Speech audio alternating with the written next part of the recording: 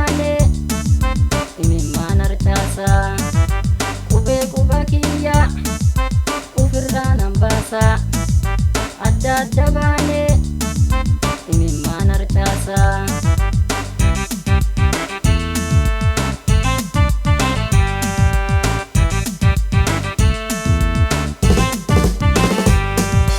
Maal godhare Jalala majoosanii dhugaanii naan obsaa jedhee ciniinnatee maala natti himaa dhiiroo rakkadhee jettee namaa gurruumaan dhageettee boo'isitti mannaan nahamaa nu diddee garaa dadhabanii yeroo baada jettee garaa dadhabanii yeroo baada jettee.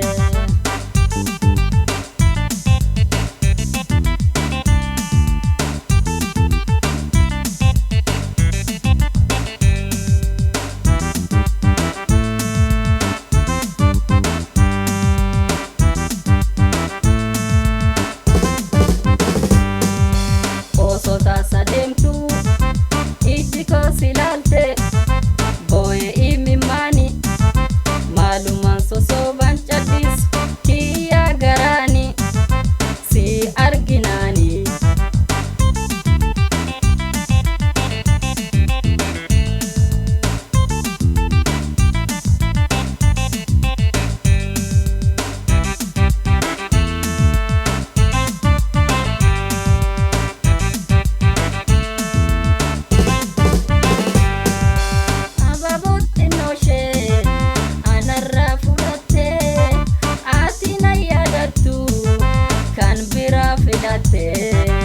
Ababoot inoshee anarraa fudhattee ati na yaadattu kan biraa filattee.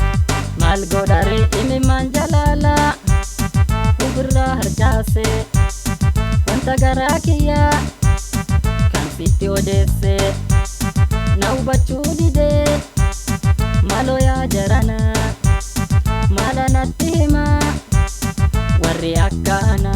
Maal godhare Jalala majoosanii dhugaanii naan obsaa jedhee ciniinnatee maala natti himaa dhiiroo rakkadhee.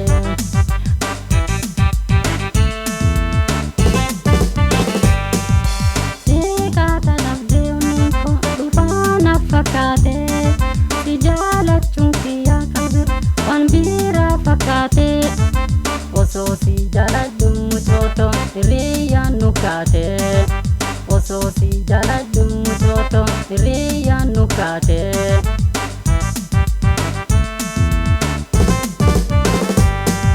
Dhibbaan siif qabu hin mul'atu narraa murteessuu dadhabee ijji koo si garra wal jala dabartee yaabtante dharra wal jala dabartee yaabtante dharra wal jala dabartee yaabtante dharra wal jala dabartee yaabtante.